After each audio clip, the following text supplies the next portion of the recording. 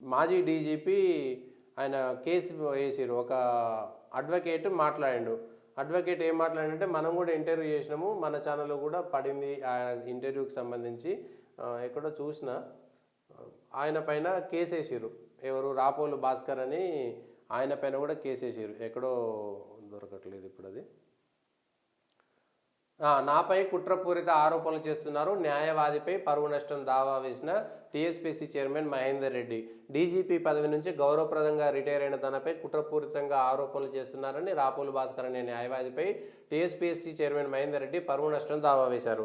తాను టీఎస్పీసీ చైర్మన్గా నియామకమైన వెంటనే ఆరోపణలకు తెరతీశారంటూ హైదరాబాద్ సిటీ సివిల్ కోర్టులో పిటిషన్ దాఖలు చేశారు.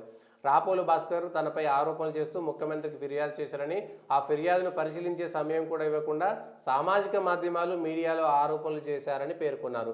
కేసు పెండింగ్లో ఉండగా మహేందర్ రెడ్డిపై ఎలాంటి వ్యాఖ్యలు చేయరాదని భాస్కర్ను ఆదేశించిన కోర్టు తదుపరి విచారణ మార్చి 11కు వాయిదా వేసింది.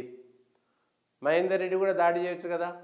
మహేందర్ రెడ్డికి సంబంధించినటువంటి అంశంలో ఒక రాపోలు భాస్కర్ అనేటువంటి అడ్వకేటు, ఒక న్యాయవాది మహేందర్ రెడ్డికి అనేకమైనటువంటి అక్రమాస్తులు ఉన్నాయనేటువంటి ఆరోపణలు చేస్తూ ముఖ్యమంత్రికి ఫిర్యాదు చేశారు. ముఖ్యమంత్రి కార్యాలయంలో ఫిర్యాదు చేశారు. బహిరంగంగా కొన్ని మీడియా సంస్థలతోటి ప్రెస్ మీట్ పెట్టి కొన్ని మీడియాలతో మాట్లాడారు. దానిపైన మహేందర్ రెడ్డి గారు స్పందించి నా పైన కుట్రపూరితమైనటువంటి ఆరోపణలు చేస్తున్నారని ఆ న్యాయవాది పైన పరువు నష్టం దావా వేశారు. అంటే ఒక వ్యక్తి అవతలి వ్యక్తి ఆరోపణలు చేస్తే ఆ పరువు నష్టం కేసు వేయచ్చు. ఆ న్యాయవాది కూడా ఎదుర్కోవడానికి నేను సిద్ధంగా ఉన్నా, నా దగ్గరే కేసు బలంగా ఉందనేటువంటి నమ్మకంతో అన్ని ఆధారాలతో వేశాను అనేటువంటి విషయాన్ని స్పష్టంగా మన ఛానల్తో చెప్పారు. పొలిటికల్ వాయిస్కి ఇచ్చినటువంటి ఇంటర్వ్యూలోనే ఆ న్యాయవాది ఇచ్చినటువంటి దాంట్లో చెప్పారు.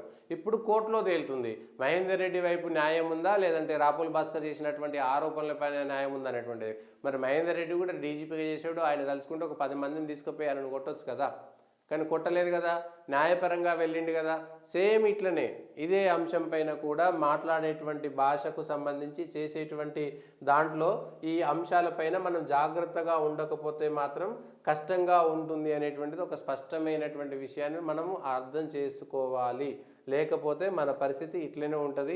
జర్నలిస్టుల మీద దాడులు జరిగితే కూడా ప్రజలు ఎంజాయ్ చేసేటువంటి పరిస్థితి ఉండకూడదు అనేటువంటిది దయచేసి అందరికీ విన్నపము. ఈ భాష మాట్లాడేటువంటి దాంట్లో ఇట్లనే మాట్లాడితే రేపు పొద్దుగాల దాడి చేసినా ఎవరి నుంచి స్పందన రాదు. మిగిలిన జర్నలిస్టులు కూడా ఎవరు సపోర్ట్ చేసేటువంటి పరిస్థితి మాత్రం ఉండదు. అది టీఆర్ఎస్కి మద్దతు ఇచ్చేటువంటి ఛానల్స్ అయినా, బీజేపీకి మద్దతు ఇచ్చేటువంటి ఛానల్స్ అయినా, కాంగ్రెస్కి మద్దతు ఇచ్చేటువంటి ఛానల్స్ అయినా సరే, లేదు ఇంకా కమ్యూనిస్టులకు మద్దతు ఇచ్చేటువంటి ఛానల్స్ అయినా సరే.